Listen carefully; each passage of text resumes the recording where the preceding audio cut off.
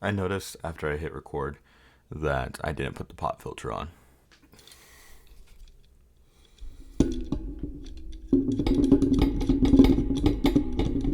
That probably sounds lovely to you guys right now, huh? Come on. Come on. Just bend down. Bend down. No, don't lay the whole thing down. There we go. Now my pops are filtered. The fuck am I doing with my life? Hello, hello, hello. My name is Peter Vizot, and welcome back to the Peter Jab Project. Talking about Project EOE, Echoes of Emily. I haven't really nailed this intro thing down, so this is what we're going to be doing. I've actually made a lot of progress on it. I thought I was too busy this week. I stayed up late a lot of the nights working on the podcast, on homework, and there's still more to get done. There's still more I haven't done. That sucks. But I think I'm in a good spot. I wrote about 10 pages last night alone, which was really nice, and it just all kind of flowed through easily. Basically, I wrote this part where Emily is almost this narrator, but she's on stage and she can interact and move around. So the story is she is at a Halloween party retelling the story of when her mom, her dad, and her aunts and uncles went on a trip to help their Uncle Gene fill out his bucket list. They're like, oh no, we live in a real world. We can't just up and leave right now when you want to, Gene, you spontaneous fuck. So instead, they go and they take 2 weeks to pack, get their affairs in order, yada yada yada, and then the play happens. And so I'm like, okay, I've added that bit of realism. Now, what can I do to fill out that? It's hard to fill up 2 weeks, but you know what I realized? I don't have to. Basically, to fill it all out, I made Emily have this green tie that used to belong to her father, Edgar.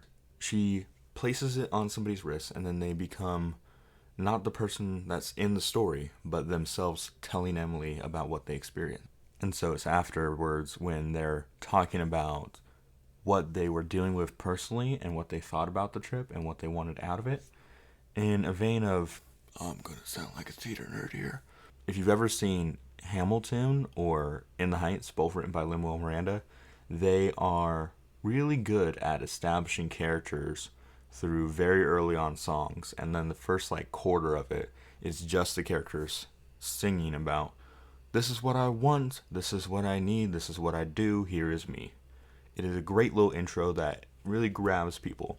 And so I made it to where when Emily gives somebody the tie and places it around the wrist, they will be able to discuss what they want, what they're feeling at the moment.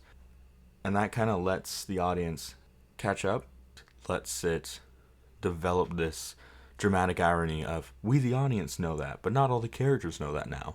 And so we get to feel that out, see how that feels. She gives it to Gene, and he talks about why he wants the trip to happen. She gives it to Jess and Sylvia, and they talk about the relationship and where it's at. She gives it to Langston, and he talks about watching TV.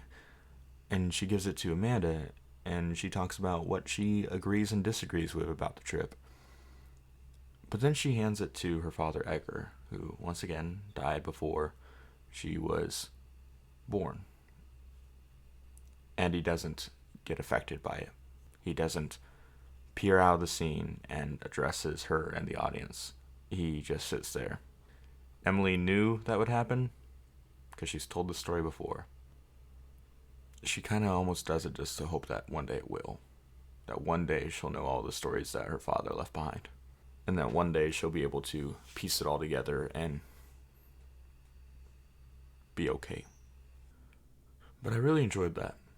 And then there's these bits where it cuts back to the Halloween party and there's new guests. There's a little side story that's happening in the modern times, as we'll call it. And a lot of that is inspired by Luchadora, a play that happened last semester at ASU that tells the story of essentially Mulan, but with Mexican luchadors. They always cut in and out of telling the story of Lupita and then going back to her as an old woman telling her granddaughter who wants to be a boxer instead of a dancer like her parents want, and how their relationship kind of evolves and develops as Lupita tells a story. I always like the idea of storytelling because it involves this element of human interaction and world building and narrative driven characters and everything else that just for some reason we as humans latch onto. Whenever something has a narrative or a story, even a minute one, it clicks with us. Think of it like this. If you ever watch a football game and you see that a team is on a losing streak, suddenly that team is the underdogs ready to fight up and take on all comers and prove themselves worthy. And if there's a team that's on a winning streak, then you have this dominant force that is just waiting to be toppled. I don't really watch that much football. I try to because my dad is really into it. And one of the ways that we keep in touch is talking about wrestling and talking about football. And if you think that the Pittsburgh Steelers suck, I'm sorry, but you will not be invited to our house.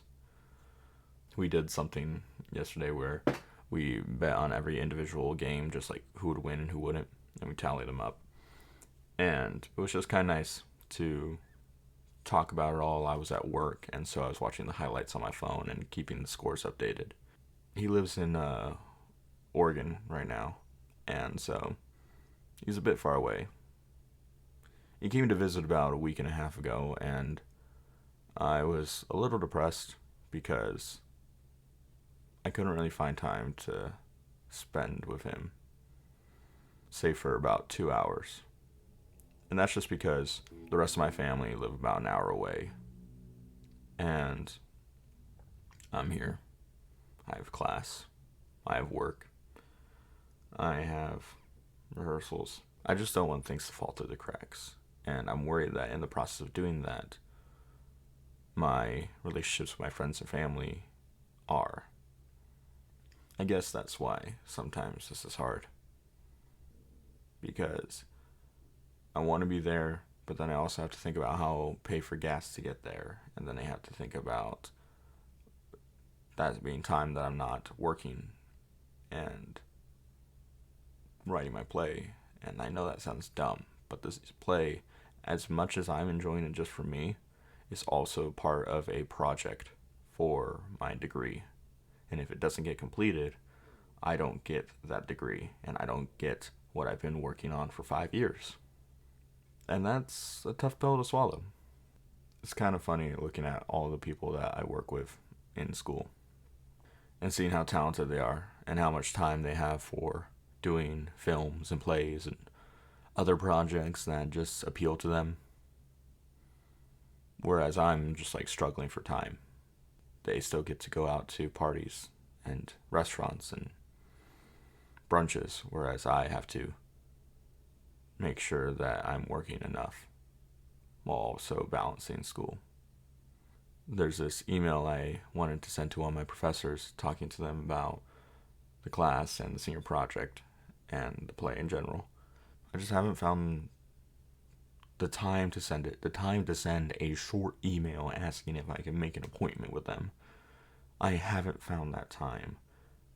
I haven't found the time to think of the words and how I want to phrase it. And why the fuck does it take so much energy to write an email? It doesn't make sense. God, I'm hungry. The podcast didn't come out yet. We're doing a video alongside with it, and once that video is edited, then that thing goes right out. But we're working on some other ones too. There's a couple that I'm really excited about. I'm looking at a little list here on my wall of a few, and it's a good healthy bit. The next couple of weeks should be pretty nice for it.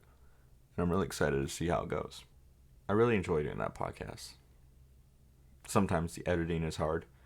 The transcript device that we have, it's really, really bad.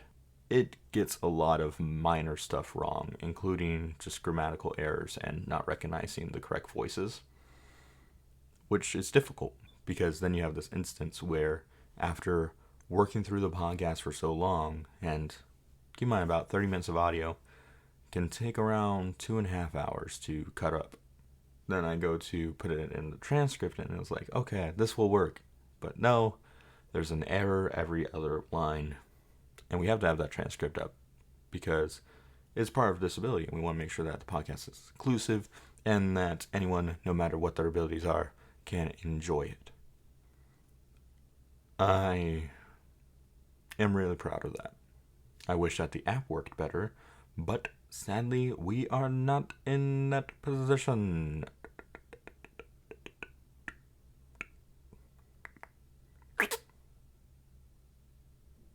I really can't wait to graduate. There's been times when I've debated dropping out of college, saying that, oh, I'm getting a theater degree. That doesn't even matter. I want to be a teacher, but teachers don't get paid well in Arizona. We need to fix that. Like, cutting away for a bit. We need to fix that. Teachers have to help your children for hours upon hours and throughout the day, and making sure that they have the tools to function and operate in the world around them. They should be able to earn more than Taco Bell manager. But I debated leaving. I debated just not showing up to class and not answering emails and just kind of being at home. Spending time with my family, working more, and then spending all that money on going out, just having free time. But I'm here.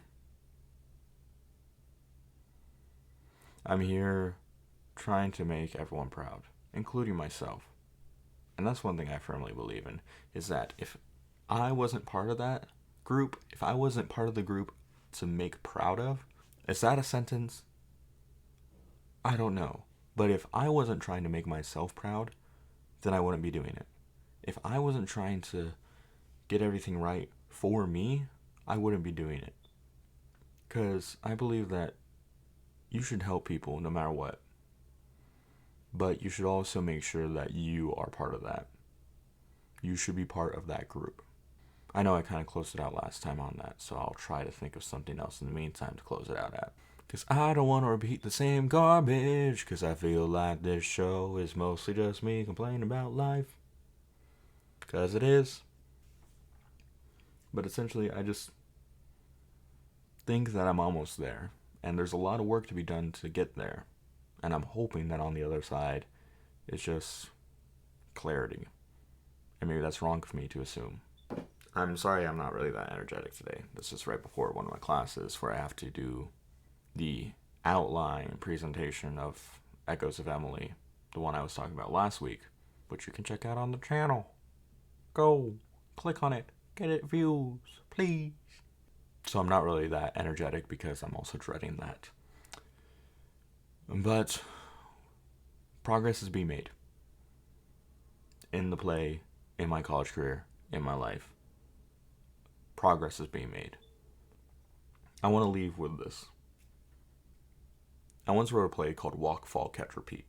I'll talk about that another time. But essentially, Walk, Fall, Catch, Repeat is an homage to this teaching of a Buddhist monk named Thich Nhat Hanh, who tried to center himself and be mindful of himself through very simple, basic acts, such as eating, such as sleeping, such as walking.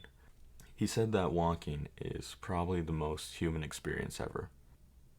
When you walk, all you are doing is falling and catching yourself time and time again, and having faith that you will time and time again. Maybe I'm falling right now, but I've caught myself before. And I have faith that I can do that again. I hope you guys are catching yourself too. Take care, okay?